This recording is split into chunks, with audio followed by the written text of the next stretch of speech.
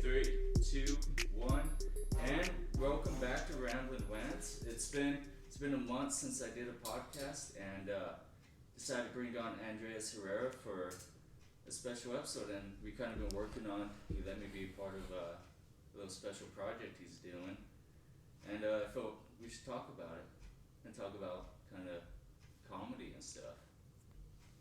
So, what's up, man? How you doing? I'm doing good. I'm a little tired, but You texted me at like 4 in the morning. I was wondering. yeah.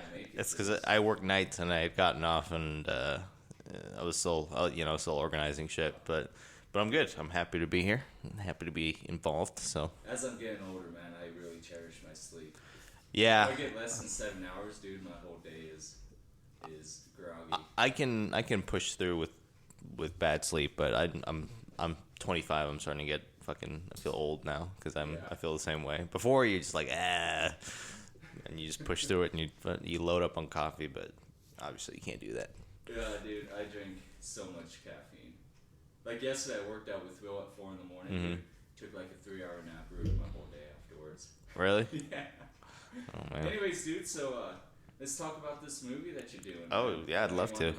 A lot of people ask me about what I'm doing. They think I'm a country western cowboy kind of. Oh, are they really asking you? Uh-huh. Oh, that's cool. That's good to know. So that's kind of want to clear that up. Yeah. What's it called? The Tales of Monday. Right? So far, it may change. I think not, but I think the title is going to be Tales of Munden. Okay. You want me to just like explain it, or? Yeah, just go into it. Okay, cool. Whatever you want. So this is nerdy talk. So whoever is listening, I hope you like movies because movies are my favorite thing.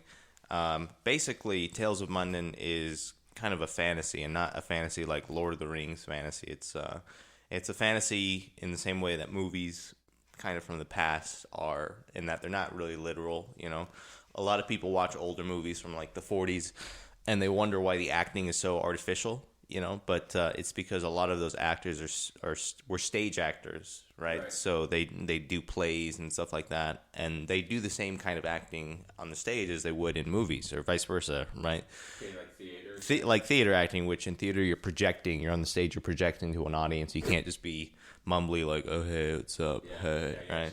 And it's live, dude. So if you mess up, and it's live, yeah. So a lot of those actors, there's this movie that I like called Stairway to Heaven, and if you like old movies, you should watch that one if you haven't watched it. Stairway to Heaven, when's that? Is that in the 40s or 50s? That's from the 40s. So it was actually it was kind of a propaganda film at the time because it was made by these British guys called Michael Powell and Emmerich Pressburger, and basically they were trying to promote like English and American cooperation, right? And so the movie is a romance between an English fighter captain guy and then an American lady. Anyways, there was someone saying that during the movie they only did like one take for every scene. Seriously? Because back then the actors were they were on stage every single week, so they were like super. That's like doing comedy and like doing stand-up. Yeah. They were super sharp, so they didn't need much time and preparation, and the kind of acting lent itself to that, right? So anyways, that's a very long-winded. It's kind of weird. Like in today's world, it's like theater and like movie acting are kind of like two separate things. Yeah, I think they are. I'm not a theater person. I never grew up going to the theater. Like acting and into the movie. Yeah. Like, I wouldn't mind doing theater. It's just not. I would love to do it. I'm dying to do it. You know, like I want to do more improv stuff. I like to try to get out of my comfort zone and portray someone who I'm not. Yeah. Just to like kind of feel what it would. Weirdly, I think I'd be more in a comfort zone doing theater because you know you're just doing lines that someone's already written, and you know you're part of a. Ad-lib. Yeah, you're part of a crew or a cast, so there's a lot of people.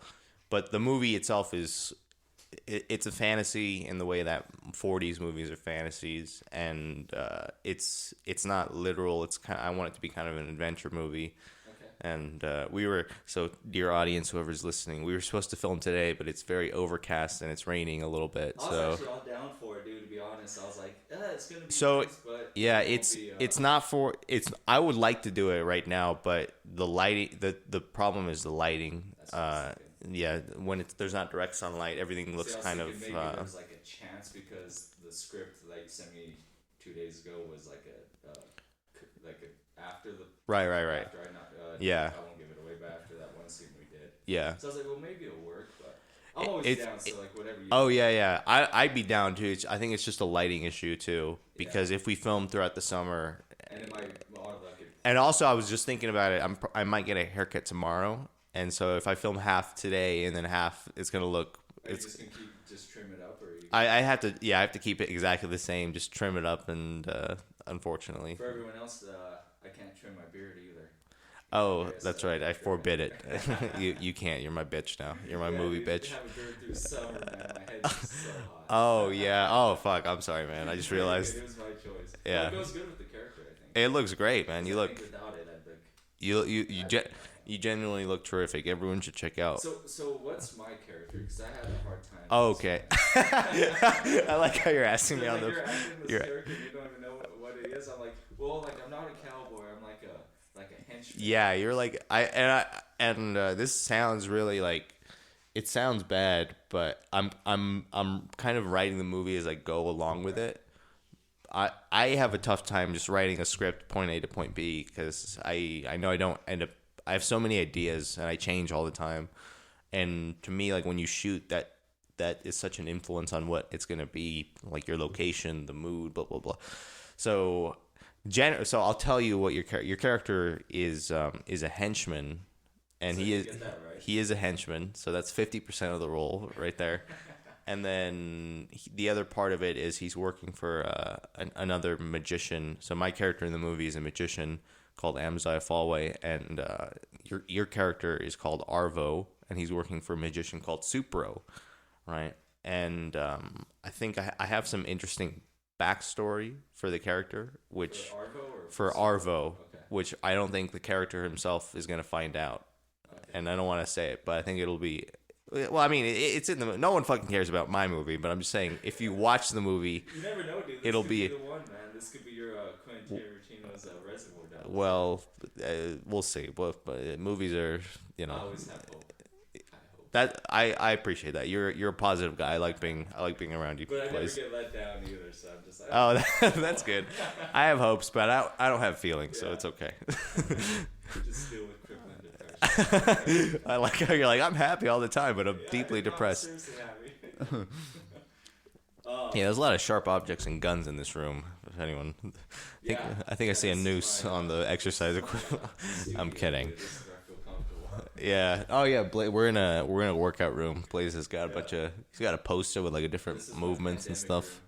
Oh yeah, I could see that. Not a bad place to spend. Well.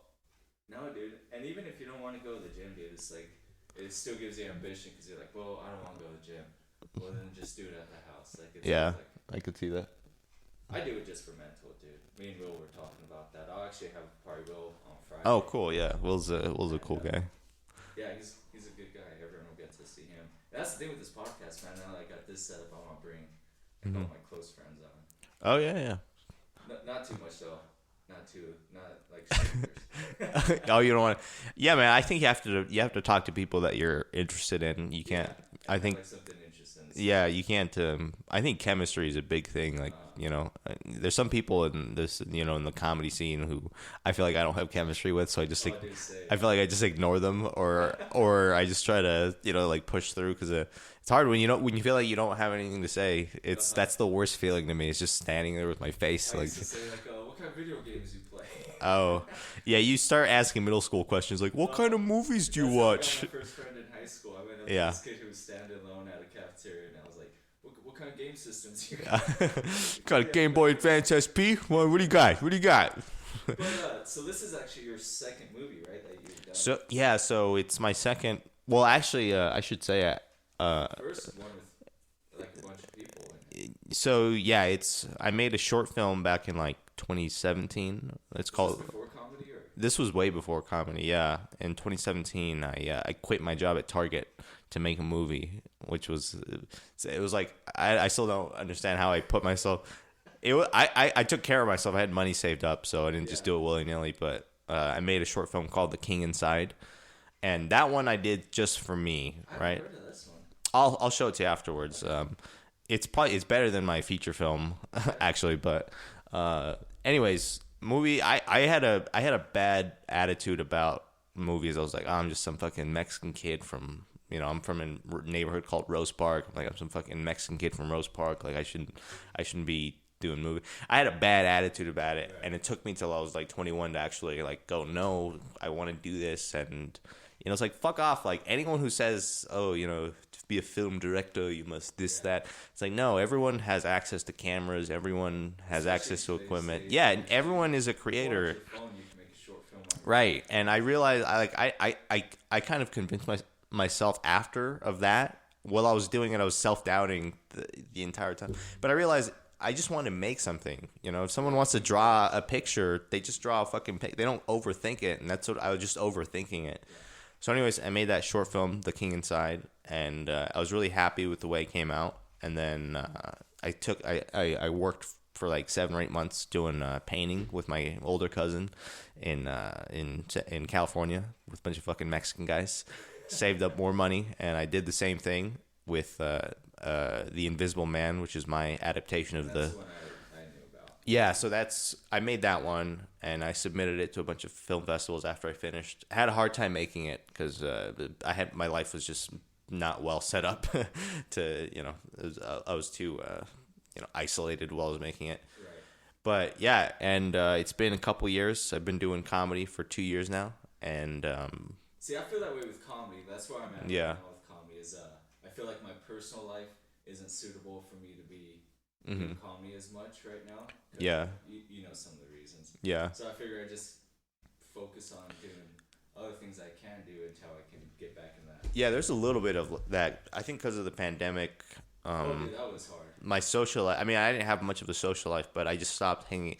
You do comedy and there's people there and it's fun, but you're there for the comedy, and hanging out. Like, I didn't hang out with anyone, didn't date very much during the pandemic, so it's a little bit harder because I feel like my sense of humor is influenced by what I go through. Right. And if you're just at home and shit like that, it doesn't feel like you have much. Like, what do I write about? You don't have much. I was like, what am I gonna do with this? That's why I'm envious of people like Karan. I don't, Karan. Yeah. Karan He's is. hosting tonight. Oh, is he really? Yeah, I just seen it. Oh man, that's so cool.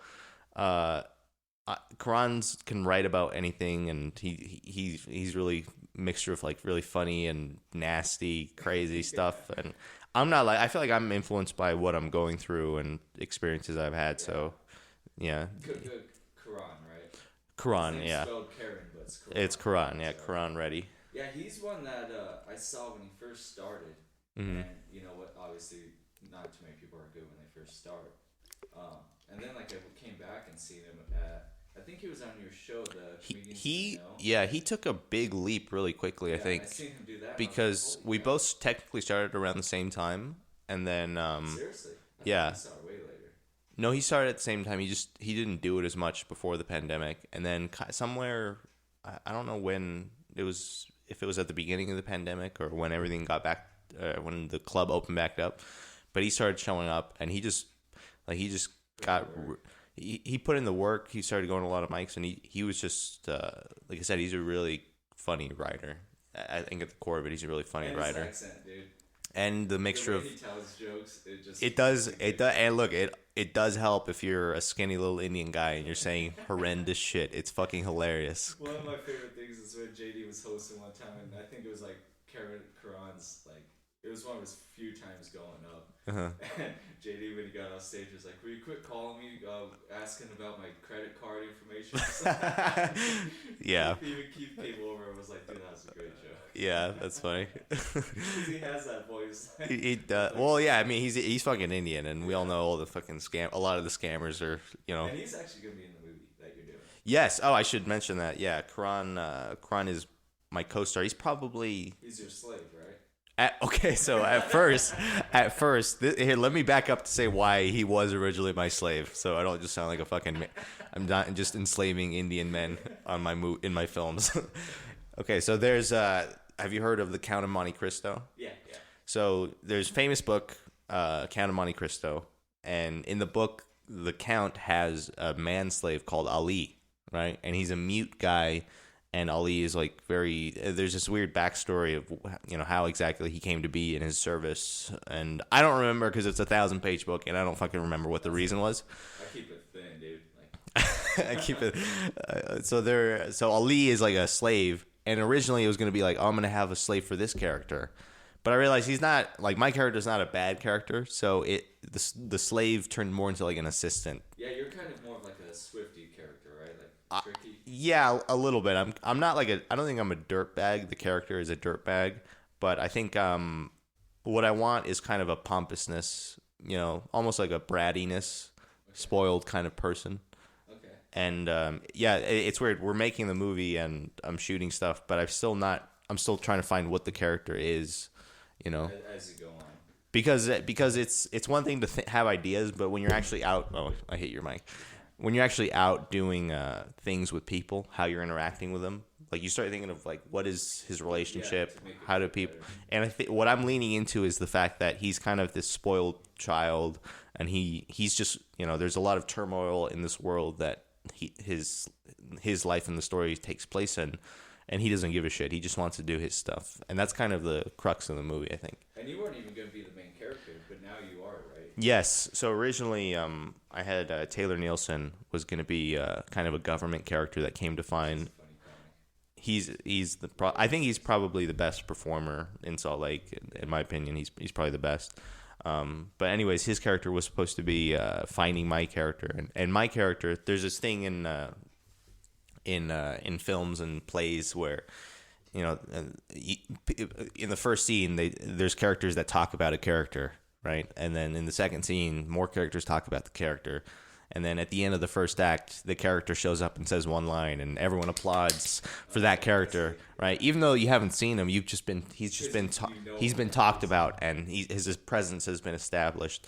So I had this big thing where I wanted the character to just be very slight, not slight. I wanted his appearance to be slight, but I wanted it to feel big. Right. But I want to do the character. I want to act in it, even though that's a little bit tough while you're trying to shoot things at the same time.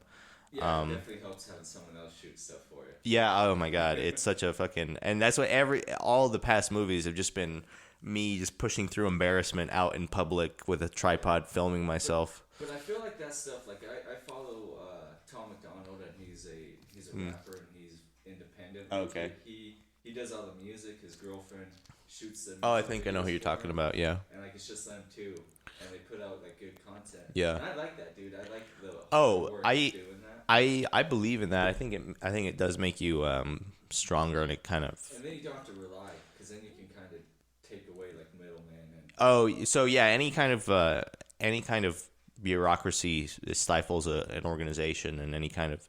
So I that's what I've heard a lot of CEOs and startup people talk about is when they create new companies, they say start small, because that's the best way, and try to keep it as small as you can, because it's just more efficient and you can talk to everyone.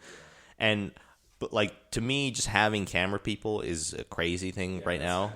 That's like a luxury right now for me, because in the past, and it's still, I mean, last time we were shooting, I was also the camera person. It took us like 10 takes. Yeah. There's 30 minutes of nothing in the footage, and then finally we walk through for 2 seconds, and then we turn it off. Yeah, so it's nice. It's one of the things I'm really grateful for, is being in this community, is like having all the people around me and performers who are also aspiring for other things, and it's a really good crowd to be in. Like this community, man. It's I like it a lot. Yeah. I feel lucky to have like started here compared to like what you hear about other places. And Yeah. I went to Vegas too, and it wasn't not as good as this for sure. Yeah. you know Stephen Kelly? Yeah. The Scarface guy. I haven't heard of him. Oh, he's just in Vegas. He posts. He's doing a bunch. I think he's killing it. I think he's killing it in Vegas right now. He's all over it, dude. Yeah. I don't even know. I don't think I've met him, but he has a picture at Wise Guys. Yeah. And he sent me a friend request. I'm like, maybe I ran into him. Yeah. So he's out there. I think he's kind of a goofy guy, but no offense, Stephen. Was he from here then? I think he was from here, but he did this thing that like no offense, Stefan, but he annoyed me. He fucking annoyed me. He'd just be way too energy at the beginning, like, "Hey, how's everyone doing?" And I'm like, "Oh God," it's like, Sometimes I hate that dude, like Matt Tribe. Like I follow Matt Tribe sometimes, Yeah. and I'm just like, this is totally opposite. Yeah. I feel like I'm like medium energy. Yeah. Sometimes I can be low energy, but I'm never fucking screaming, talking fast, like going through.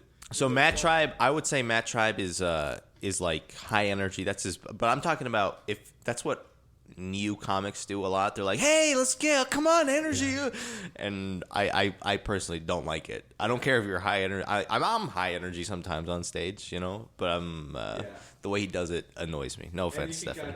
You're fucking killing it, Stefan. Just shut up and fucking go to Vegas and do your shit. Don't worry about what Solid Comics are saying. Yeah. Yeah. Shots have been fired, Stefan. But Matt Tribe, I mean, he's high energy, but fuck, you talk to him off stage and he's just like constantly. Yeah, so for sure. Different. But with the movie, when do you plan on having it out? You said the fall. So that's. I'm anxious too. I want to see it. I forget. I'll send you the footage that I've been editing. I don't have voice over it, but you can see what it looks like as it moves what would around. You need for that? Just one of those long ass mics to plug into like a camera. No, so I'm looking into buying a mic for like recording at my place because I'm probably gonna end up doing all the voices, and if not all, then most of the voices. And it's British. It's a British. Your character's is probably, like I said, I might change it. I never know till I do it. But it's probably gonna be a British guy. Like, hello there. Kind of pull it off, dude. Like I got the crooked teeth and like the British. Yeah, you got the teeth. A full British dude that has good teeth, man. I feel like that was an old. I don't know. I see a lot of young British guys and they're sexy, sexy guys, and because now I feel like everyone is kind of becoming the same in the world because of the internet and stuff. That's why I wanted my teeth to stay crooked, man. I didn't want to be like. Oh yeah, you're weird, half Mexican, half white, half British. Dude, I took my ancestry. Like I got the last name Sanchez, but I'm actually 53% English. 30% Scottish and Irish. Like 5% Mexican. Oh, you fucking phony. We're not gonna be friends anymore. I'm sorry. I'm sorry. I'm only friends with people of Hispanic heritage. But my grandpa was Spanish. Oh yeah. Oh, that's what. Yeah. In Spain. That's Spanish. Oh, okay. Yeah. Who was he? The Basque. Oh yeah. Was he doing some raping and plundering in Mexico or? No, he ran a car dealership. And got his business freaking license suspended because he was running fucking guns for Mexico in Mexico. Oh shit. And he would give him a car to fucking take and put all the guns in and got back to him. Oh, okay. So, dude, my grandpa was fucking nuts. Yeah, you've lived. You've told me about a few things. You've lived a very interesting life, and I know now. Like coming here, dude, it's very calm compared to. Yeah. I've adjusted well. I've liked it. That's good, man. I kind of want to go someplace that's a little that's a little crazy. I think a little crazy can. You want to go to New York? I don't know. You said you lived in California. I lived in San Diego. Yeah, so I haven't lived too many places. Luckily, I've traveled a little bit, but yeah, living in a big city, I think that would be fun. But I don't know where I would live. I don't know where I would live. Go to New York, but the price. Oh yeah, that's what I mean. You're just living in a house with 9 other dudes, and you're fucking sleeping on a floor, on an air mattress. How long would you last? I don't know. I think if you're 18, you can do that. I'm 25. Yeah, I'm definitely too old to be doing that right now. Yeah, I'm 25, and I feel like I have to get my life together, and I'm gonna be 26 in a few weeks. So. Oh yeah, didn't you have like a fake birthday? Yeah, it's weird. When I made my account, I put July 4th as my birthday because I was like, "Fuck you, Facebook. You're not gonna tell me what to fucking do." And then everyone's like, "Happy birthday," and I'm sorry. I see that. I almost wish you happy birthday. Then yeah. You're like, this is last year, a lot more people wished me happy birthday, and I was like, I made a wide sweep of it's not my real birthday, and I don't know if you can change that. I don't know if you can. Your birthday? Yeah, on Facebook. I think you can.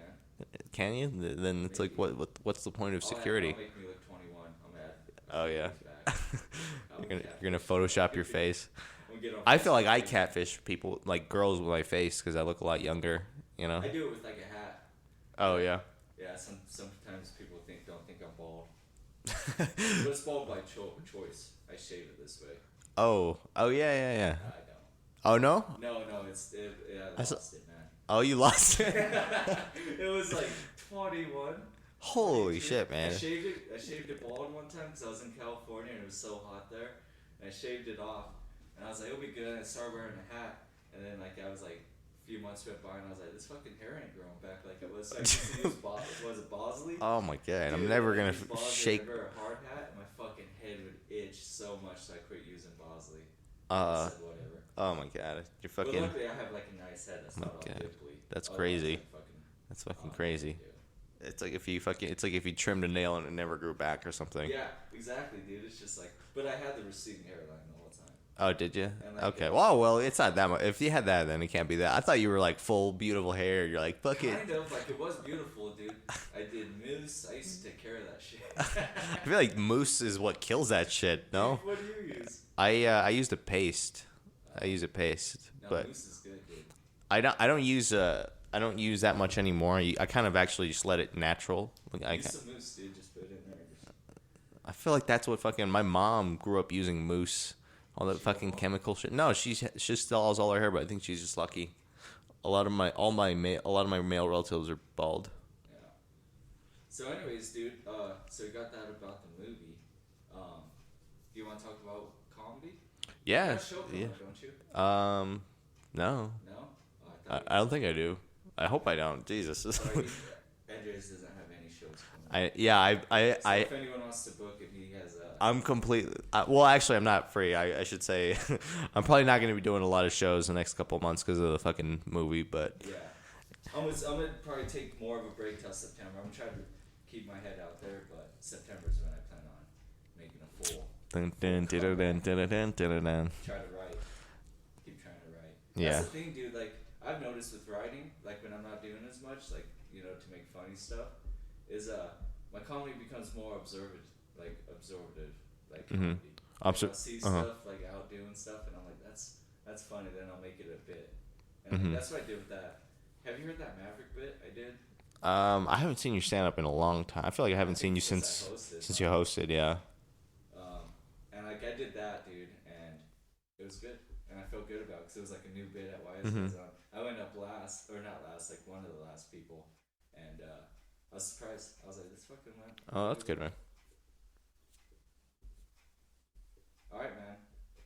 We're almost at 30 minutes, so I like to keep these like 30 minutes. Okay. Yeah, whatever. Do you have anything? Where can people follow you? On Instagram, I have like 140. That you're back now, though, right? I don't. I deleted it off my phone because I think it's a distraction. But I have it back on now. Dude, it is. Instagram and Facebook are such distractions. Yeah. That, I like making myself miserable and looking at other people's lives and feeling like I'm missing out. Let's That's talk about that really quick. yeah, sure. Because I think it's something that certain people talk about, more people that are open like we are. Mhm. But like I know a lot of people deal with it where they see something. It doesn't even matter with comedy, film, or anything. It could be working out. It could be just buying a new house, Mhm. shit like that. That people compare themselves to, and they say today right now that the depression rate and like suicide rate and everything is so high because of social media. I could see it for younger people, especially. Yeah, I think girls in particular too. I think the suicide rate for young girls. Instagram models and shit. Because I know, I mean, I do feel for girls, like young girls who are comparing themselves. Because before you just compare yourself to whoever was around you in your neighborhood, right? Or in your fucking, whoever was near your hut, you know? So, and women are naturally like competitive against each other in a way that I don't think men are. Yeah. Men are competitive, but I think in a more brotherly way. But I feel like women competition Like, is. we want to lift you up too. Like we don't. Want Yeah, guys. That's why people are like, "Good, guys are so gay. They're always hugging." It's like, nah, man. That's called love. That's called brotherly that's love. Like bro love. That's like bro, which is a real thing. You do want to just hug your bros sometimes. I mean, I don't fucking hug anyone, but some people, hypothetically, someone wants to hug their bro. Yeah. But yeah, with girls, like comparing yourselves to you're fucking. There's some fucking. Instagram. It's not even Photoshop. It's just you're comparing yourself to the hottest women maybe that have ever lived with those big fat asses, a bunch of thotties or whatever, and you're a little 14-year-old insecure girl. dude. It's just a fucking, there's no way. I look at some 14-year-old girls that like I just You look at 14-year-old girls. that come across them, and you're like, what the fuck? I Yeah. remember when I was like 14, they did not look. These Oh no. 21. There's a serious thing where a lot of high school girls are walking around. It's like, what the fuck are the parents doing? I would never.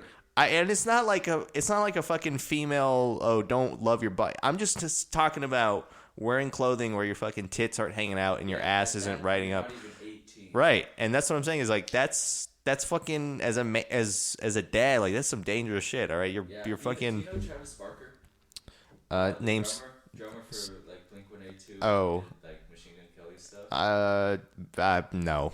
I'll have to show you his daughter. His daughter is 16 on Instagram. So Blaze has to show me a bunch of teenage girls after this. The one that told me about it because we were talking about this, and she told me, and dude, she looks like 25, 26, like has long fingernails, wears like the skimpy shit. Yeah. And you see him, and you're like, bro, what are you doing with your daughter, man? Yeah. Like I would step in and be like, not how we fucking. Yeah, I mean, once a girl is 18, like it's up to her. Right, it's up to whatever. Do whatever you, and please do whatever. Please, for our sake. Once you're 18, do whatever. Okay, once you're of legal age, do whatever you want. Flash those titties out, walk around naked, whatever you want. But I'm saying like, fucking like, there's girls that are like, I've seen them too when you go to stores and stuff, and like the mom, you don't say anything to the tits popping out, and you're 12 years old, Yeah. That's insane to me. And you get creeps looking at them and stuff, and that kind of. You get Blaze Sanchez looking at him. Just finding their Instagram handle. Yeah, no, I'm trying to find them and let them know. I'm trying to help them out. I'm just trying to steer them the right way. Yeah. But yeah, anyways, we do that with comedy too. Oh yeah, especially with shows, like everyone's doing shows, and you're like, you're trying to take a break, and you see that. Yeah, it's weird. It's not even like taking a break. It's just like I feel like you can only do one thing really well at a time, Like you can't look, once you have things set up, you can multitask, but to really do one thing well, I feel like you need to focus on that. And for the movie, I've been trying to do that, just focus on that. I want to do stand up still, but it's like I'm not writing anything. I'm not practicing as much as I should going out to the mics. So it feels like for sure the next 5 or 6 months it's going to be a lot less stand up. Yeah. But as long as you like doing creative, because you're like a creative person like me. Yeah. And like if I'm not doing stand up, I have to do either like this podcast or like help you with your film or like write. Yeah. If I quit all that, dude, I'm fucking miserable. I'm not miserable. I just feel. Well, no, people should be making things that they like. I think that's kind of going back to what the Instagram shit. It's like if you're not active with stuff that you like, whatever it is, it doesn't have to be artsy stuff. It can be, yeah, it can be carpentry or fucking work. If you're working on shit you like, life is so much better. And if you have something that you're working towards, whatever it is, just the mastery of a craft, just not even trying to get successful per se, just the mastery of a craft. That's how I feel about stand up. I just want to get good at it. And it takes years for people that don't know. There's this fucking fat bitch. There's this fucking no. Let me rant here for a second, Blaze. There's this fucking fat lady at Wise Guys, and I didn't know who the fuck she was. She was at the stand at the beginning. When you walk in, there's like Courtney standing at the check-in. Yeah. There was this fat lady like leaning on the thing, and I thought she was like maybe a new employee, so I was being courteous to her. But she was like, "Oh yeah, I'm from like LA and I'm a novelist, and there's I was arguing with a bunch of comedians about how hard it is to do comedy, and I was like, it's not hard to do comedy, so in 6 months I'm gonna give it a try, get really good, and then go back to the LA scene." And I was like, you fucking dummy. I was like, no, you're not gonna do shit, and if you think you're good, you're fucking insane. I've been doing it 2 years. I still feel like I'm as bad as I was when I first started. It's just people are fucking insane. Like you can't. I hate people like that, dude. That ego. It's like, cause you don't learn, dude. Like even when like I hosted Wise Guys, everyone was like, "Hey, you did a good job hosting and stuff." I look at the things I could have done better at. Oh yeah. And then it sucks because people give you comments and you're like, "Thank you." But you feel, yeah. I worked on it now, but I used to be like, I could have done this better. Now I just kind of keep that to myself. And I still do that, and that conversationally, that's an error. Yeah. You know what I mean? Because I remember. I felt like it was an error after my showcase at Wise Guys, I did not. I'm at a point where I don't like my comedy or what I've been doing at least, and I kind of want to burn it all to the ground. But after the showcase, Tyson, Tyson Wood. Yeah. He was like, "Hey, bud, hey, great job," and I was like, "No, I could have done better." And he just gave me this sad look, like, "Oh, you poor thing." I was like, "Ah, fuck." I think. This is great, dude. He messaged me after that hosting thing. Yeah. And gave me some. He's a really nice guy. He's a really good guy. His fucking pants, dude, is bargain pants. Oh yeah, that's a great bit. That's a great bit. Which I'm surprised that it's worked and not worked a couple times because it does deal with criticism of women. Shock. Yeah. But yeah. That's so bad, dude. That it's what? It's bad to like how we have to go through our shit with like a fine comb, because even though if we're not meaning something, it can come off meaning that. Yeah. So you have to look at your joke like, yeah. This is funny, then you gotta step out. Mark Norman was saying like that when he writes material, he tries to make it as simple as he's like, I just think they're all the dumb. I pretend I'm playing to the dumbest, stupidest people imaginable. Like that's the only way you got to do it. And that is true. You have to simplify it down to where 99% of people are gonna understand what the fuck you're saying. But at the same time, I don't know. I think I'm like a mean person. Actually, not as a person, but as a comedian. I think I'm really mean, and I don't know because it's this generation. Like I told you this before, like a brown Jay Leno. Like a brown Jay Leno. Yeah, because you did that accent. Yeah. The joke of Jay Leno, and I was like, dude. I seen you do that, and I was like, I see it. I can see him. Well, because it's like, I don't like this generation of people. Right. Like the softness, Not even that. It's just like sometimes it's good to be uncomfortable sometimes, and you talk to people and they don't want to have a conversation about it. It's not even politics. It's not even politics. It's like Like I was watching a clip of like New York union guys back in like the 50s or 60s arguing over something, and they're all like, you fucking idiot, are you fucking talking about what are you stupid? And it's like, fuck your mother. And they're going back and forth and they're shouting at each other and saying nasty things, but they're working towards something, right? So I'm big on just trying to fucking get down to the root of something. Like one thing I've talked about is Willie Wan Johnson. And people they fucking hate his guts. I don't hate him, nor do I like him. I talk to him. I talk to him too, and a lot of people say that. Literally, I've heard people say that he's evil, that he's an evil person. Yeah, and don't fucking cross him. I've heard he's like sent people like nasty letters, like actual fucking letters to their house. And so that's what I'm saying is I have not experienced that yet, and I'm of the thing of like I withhold judgment on someone unless I see it going through. Look, I'm sure he's done bad things, but if he's evil, like what's fucking Hitler then? Yeah, he's also Hitler. Hitler was evil, So one time, I think this is what got me closer. I'm not close with Willie One, but like as like a where we can talk and stuff and even message and whatnot. He actually wanted me to put a show on in Rock Springs and do that. Okay. But he actually listens to this podcast regularly and stuff. Willie, if you're listening, again, I don't. You're crazy. You're fucking insane to me, but in a funny way. You make me laugh because everyone hates your guts and you just push through. I don't have. It's not a respect thing. I just fucking. He is what he is. He's an old fucking guy. He's crazy. Well, I don't want to say he's crazy. He just has a lot of opinions that a lot of people don't like. Dude, think of how many people. Think of the newer comics too that just bag on him because everyone else does. And that's a thing where it's like, hey, let's give it up for Willie Wan. Like a popularity thing, it's like it's just an easy thing to shit on. It's which I try and anything that feels like it's everyone's doing it. It's like I don't want to shit. And talking about coming across like you're doing one thing and you come across a different way. That's him. I sat down to one time. I was this was way before the pandemic. And I had a few beers and was a little buzzed up and felt a little bit open mouthed to talk. Yeah. And I sat down with him and I can't remember what I told him, but I was like, I think you come off like this, like you're like racist or this. And he looked at me. He's like, oh, that's not how I'm trying to come across at all. He's like, what makes it? And we talked. Just had a conversation about it. Yeah, and that's he was like, oh, and everyone doesn't. Talk to him, just automatically label him, and then and that's what I'm saying is like the word racist is just thrown around. Easy. I've been called racist, half jokingly, I think half serious too, where people call me. Yeah, people have. I don't know. I came off really strong when I first started. Really, I know I was very obnoxious when I first started.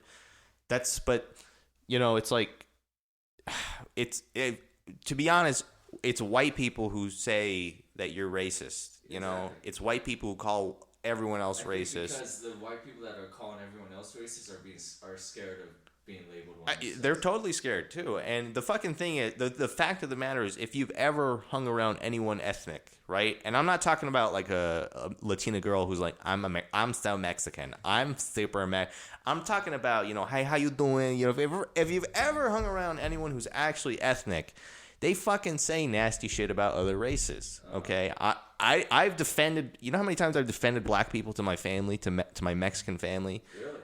They say nasty shit. They say and they're not bad people. They just have bad opinions. Right. Which is the same way I view Willie Wan, right? I don't know if maybe he's killed a dude. Maybe he's fucking, someone told me he sexually harassed someone. I'm like, okay, again, I wasn't there. I don't know. But just the way fucking people just, he's racist. I'm not gonna. It's like, no, man, we all gotta talk to each other. We're all living in the same space. Yeah, there's that book I read, Green Lights by Matthew McConaughey. All right, Matthew McConaughey. Yeah. All right. He actually talked about that, where he was in Africa, and there was two tribesmen arguing at the table, and he said, it was about some girl came in, and she was hooking, she was a hooker. She was hooking. And what? I like maybe no, she wasn't a prostitute. She was just making hooks with it. Yeah, she was hooking. And one of the guys was like, she's pretty. I don't agree with her being a hooker. Like, she should make better choices. And the other guy was like, I think she could do whatever she wants. It's her body. It's her life. Let her do what she wants. And Matthew McConaughey was like, I agree with him. I agree that she should be doing better things. And then he was agreeing with yelled at him and said, it's not about agreeing. It's about understanding one's opinion and getting to the bottom of, like, why do you think that way? Why do I think right? And then, right, and dialectic, then yeah. Understanding. Instead of like, I'm right, you're wrong. It's like, that's not. And that's what I mean. Is like, you should understand where. It's weird, man. My favorite people that I get along with, and this is why I like hanging out with you, is because I feel like I can say anything, and it's not gonna be taken too seriously. No. Whereas with other people, a couple people in the scene, you're talking to them, and I feel like I'm treading, walking on eggshells, because I feel that way. I don't want to say anything outrageous and then have them roll their eyes, or at me or something like that. And I have like a joking sense where, like, sometimes when I'm joking, I don't like say I'm joking, or like I don't do like a goofiness. And then, like, later on, I'll think back. I'm like, fuck, I bet they think I'm a prick because I said, which it was just like until you get to know one another. And that's the thing with me. I feel like for me to really be funny, I just need to let go. And when I don't let go, I feel really stiff and like platitudinous. Like I'm just saying boring shit. Fucked up because you can't just. And that's what I mean. Is like I grew up with the Opie and Anthony show, which I mentioned to everyone a lot, just because it's like Opie and Anthony show. Opie and Anthony, yeah. So they were New York radio jockeys back in like for like 20 years, 30 years. They had like all the big comics on, like Bill Burr, Patrice O'Neal. They had all those guys. They were like main guys. Check this out. I haven't heard of this. Yeah, you should, dude. It's like Patrice. You know Patrice, right? Oh yeah. Patrice on Opie and Anthony, to me, and I'll talk about this till the day I die, is the funniest shit I've ever heard, right? Because you have Patrice's personality in a place where everything that was discussed was fucking insane on Opie and Anthony, but because it was so crazy, anyone could say whatever they wanted, and they all just shat on each other all the time. They were just really mean to one another. It's so fucking funny, and I'm trying to duplicate that with people I'm around, but I'm afraid because people don't like racial humor. They don't like. I like racial humor not because I'm a racist or a crazy person. It's just what's fun to me. I like accents. I like people's cultures and personalities. I like making fun of what people look like, Yeah. Which I get from my mom. And like as long as you're doing it, with like you're not like. And that's what I mean. It's always. I wish everyone. I really want everyone to have a good life and succeed and be happy. Like I want everyone to be at peace with themselves and the world. I roast my like if I'm roasting you, it's like I love you or like I care about you. That's if I'm not, it means I just don't like you and I'm not gonna even. And I just bite my tongue because there's already been 3 incidents where I've already burned a bridge with a person. In The context or first, this period? yeah, within meeting them, right? Like there was, like okay, so there's that guy Buzz. Have you heard of this guy? That name sounds Okay, so there's this I don't know anything about him. There's this old guy who I guess used to do comedy like way back when here in Salt Lake, and he just put on a big show, right? Recent. Bald guy? I don't know. I don't remember what he looks like, but he just put on a big show. He had like fucking 9 comics on this fucking one show.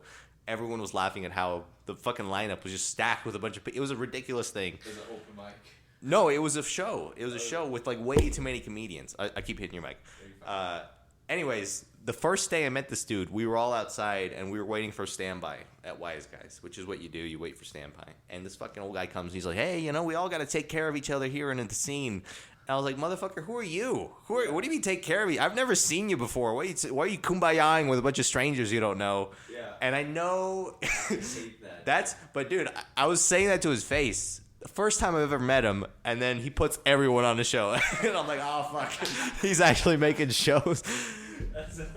I hate that, though, when you get, like, an outsider that comes in and just tries to be like what you see on TV or something. You're like, don't. And I don't care he can do whatever he wants. I was just making fun of him because he was like, we all got to take care of each other. I was like, I've never fucking seen your face. What are you talking about? What are you talking about? Yeah, you're being all familiar with people you've never talked to. Like, what's you fucking goofy bitch, I roast my family more than anyone, dude. Yeah. They sometimes get mad at me. I don't roast my family. Well, I make fun of my mom because she's very easy to make fun of with love. I always do it with love. Like, it's not like mean. Like, they're laughing at me as I'm laughing at them. My dad and my sister, unfortunately, don't have the personalities where they can be made fun of. I'm blessed with, like, personalities. Yeah. Here. No, they have. It's not that they don't. They have personalities. It's just like they don't take things. They don't take things as well. Okay. It's like it's like, a thing. You shouldn't joke about that. No, it's just like my dad has this big time where if he was in a bad mood, it would automatically click and it would affect everything around him.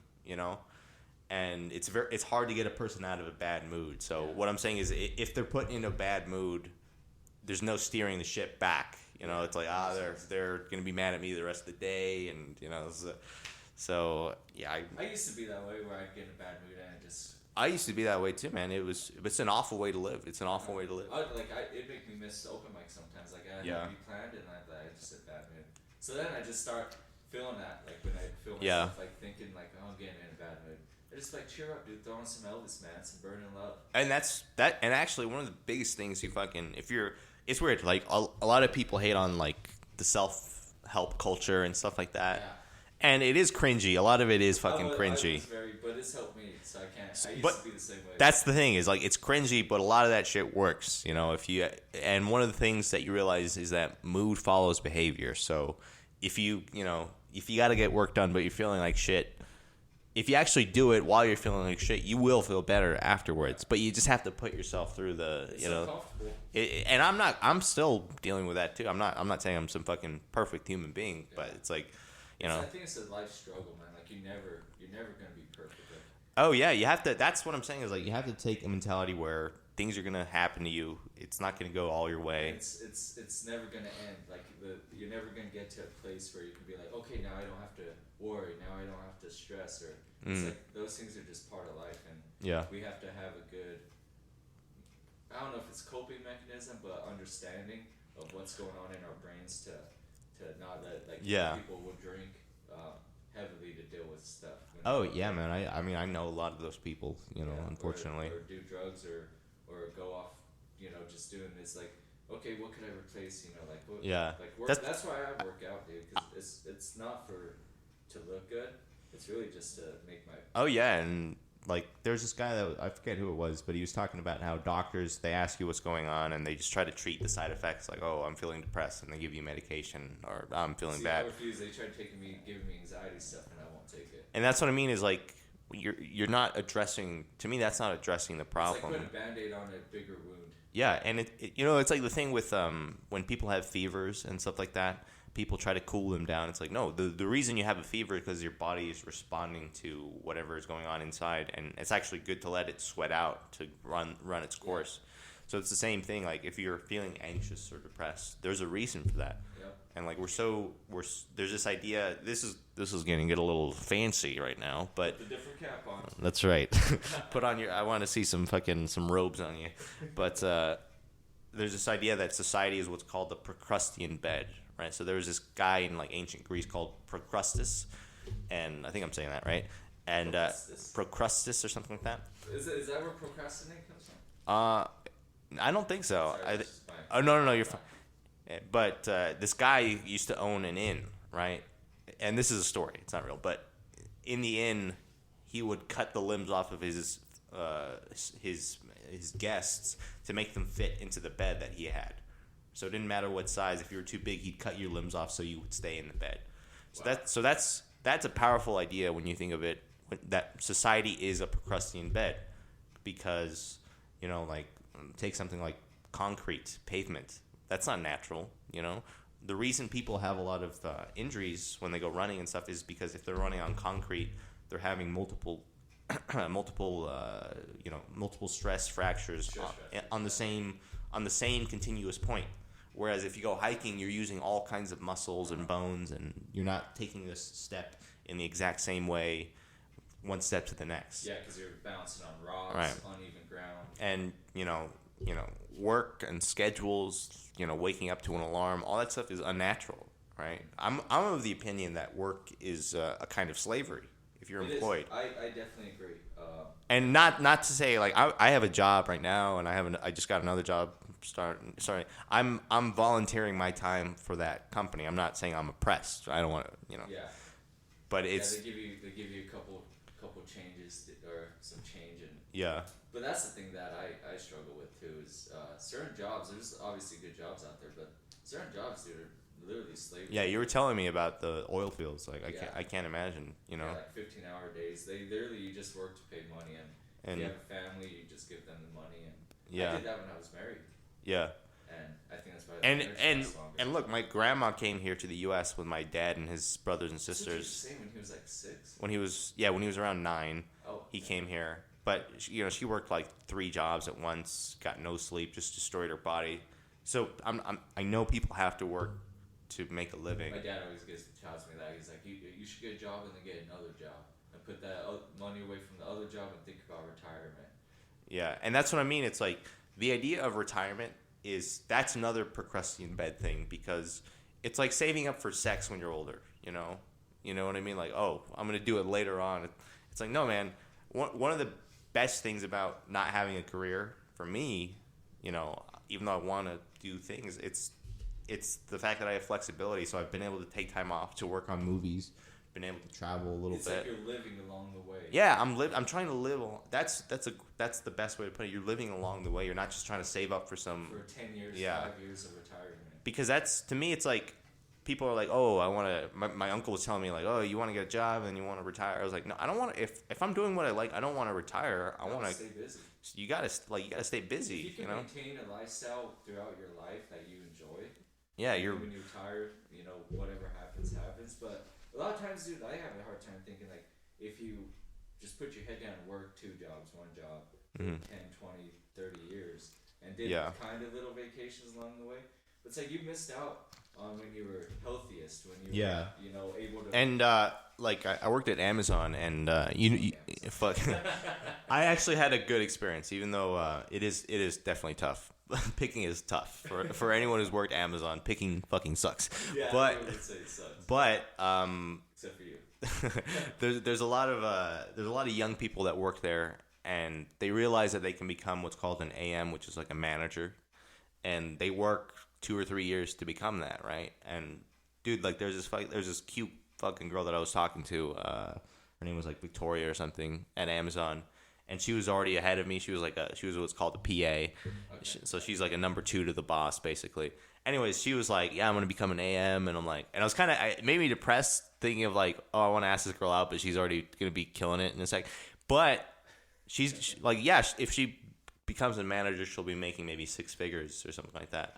But depending on how long she works this job, like a lot of her life will have been spent in a warehouse, and if you have to take care of your family, that's great. Maybe that's completely worth it. But if you're just an independent person, single, is that worth That's it? exactly what I say. If you're like, that's with me. Like, after I got my divorce and all that stuff, and I became just me. Yeah. That's when I decided. And you've actually lived a life of making good money. Like that's crazy that you had a house and you're like 21, little 21 with hair. Had a car, had a truck, had hair. I mean, dude, I was like living the. I could have retired at that job, just stayed there and just retired. But then it's always like your life, dude. I could get hit by a car tomorrow. It's like. And that's. I mean, always plan for like if I do, make it that far. Mm-hmm. But also plan like if you don't, man. Like there's things that. Memories that you just won't be able to get back later on. Yeah, man, it's a luck. That's why I'm so like we live in such an incredible time when there's so many ways to make money and that's what I realized. I had this idea in my head. I was like, oh, I have to be like a starving artist. I have to work a shitty job and work at my whatever I like at movies, part time. But it's like in this world, there's so many different ways to make money, and I realized it's just a lack of creativity in my mindsets. Where you're not trying to take there's so much shit to take advantage of that I've never taken advantage of, And sometimes we don't even know certain things yet. And we're gonna come across and be like, that's where I'm at right now. I'm like I've spent the past like year and a half obsessively trying to think what I could do to make money on my own. And I realize right now it's probably just flipping, I set up an Amazon marketplace account and shit like that to try and make some money. I don't know how it'll go, but I think I'll be okay at it because I like that stuff. But that's what I mean is like there's so much good shit out there. Yeah, it's not like 20, 30 years ago where all right. this stuff is not because it's not like my grandma who didn't speak English, obviously no internet. She had to work. Like if you would have gave her that same scenario but with today's technology, guaranteed it would have been maybe. See, but here's the thing. Like fucking schools teach you how to me be a slave, right? You have to get a job. You have to have security. Your parents tell you, get a job, have security, have benefits. I started working at UPS, and when we're there, this union guy comes in and try to get us to join the union, and he goes, "Oh, UPS is great, and it is a great company, from what it sounds like, right?" But he's going, "Yeah, it's great. You only have to work here for 30 years, and then you'll get your pension." And he said, "Only 30 years." I was like, "That's." I realized how fucking insane that is. You only have to work here 30 years. Right, that's a lot of fucking time. We haven't even made it to 30 yet. That's what I'm saying. That's a lot of fucking time to be working. That's what, to be honest, dude, that's one of the things before I got my divorce and I was working at the mine and I was making like 34 something an hour. That's insane. It was 8-hour days and I'd work Monday through Friday. If I wanted to, I could sign up for overtime. But I was easily bringing home about $4,500 a month. Mm-hmm. And I remember guys were there that been there because it opened in the 70s. And there was guys that were still working there when it first opened when I started. And they tell me, yeah, this is a retirement job, work 30, 35 years and then retire. And I'd look at them like people that were about to retire that spent, that long there. And a lot of them were, divorced or like functioning alcoholics. Like they make it to work and be fine, but drink basically in their spare time. Mm. And, sure, they had toys, they had trucks, but it seemed very lonely to me. Yeah. And I just saw that and I was like, I don't want to just spend my life working and not have, a wife or a family. Or have done things that you like. Exactly. Right? It's like I'd rather live on enough to get by and still save money, but have the flexibility to go do what I want. And there's a distinction too. I'm like, I try like right now, I worked a lot of overtime at Amazon. And during the pandemic, they bumped up the rate by $2, and then overtime was double, right? So I worked a lot of overtime, and so I saved up a bunch of cash, and that's how I'm doing my movie. Like I'm not. It's not about like pursuing your dreams. Like it is about pursuing your dreams, but it's also being pragmatic about it too. Like I want to do this. I need this amount of money. How are you gonna do that, right? It's not just like willy nilly. Everything takes planning. Yeah, well, it's not even planning. It's just you want to set yourself up so you don't fail. Yeah. It's not even for success. Set yourself up where you're not going to get wiped out, too. And like I said, everything is so affordable nowadays. If you want to do shit, this is why I get upset at like movie websites that I go to. I stalk movie websites and I hate them. Like there's this place called IndieWire that I love to hate. These fucking. I'm part of a group called Filmmakers Connect. Oh yeah. And they talk about that. They're a bunch of, I hate a lot of the articles that they write because it's like we need more Mexican people in films. More, it's like, okay, 30 years ago you could say that, but now it's like everyone has access to everything. And how many movies now too that you have at least a member of like the LGBTQ? Oh, that it's and this is not something against gay people or trans. It's just like that ideology has corrupted a lot of the film festivals because when I would submit film festivals for my last movie, it'd be like, are you a member of an indigenous tribe or are you part of the? And there would be categories for gay people. It's kind of what they call that discriminating against. It's positive discrimination, which is still discrimination, by the way. Okay, yeah. And I understand. Okay, it's one thing to be exclusive, but like, what does it mean to be a gay filmmaker? Okay, does that defines you that you're gay? Does your movie automatically? So I'm a brown filmmaker. I'm a Mexican filmmaker. Like, no, I'm me who happens to be Mexican, and that's the way I look at it. So people using their identities, like, it's okay to be proud of it, but to think that has any bearing on your talent, that's fucking nonsense. Exactly. Your talent is inherent in you. It's a subatomic thing inside of you, and it doesn't care what the fuck you are.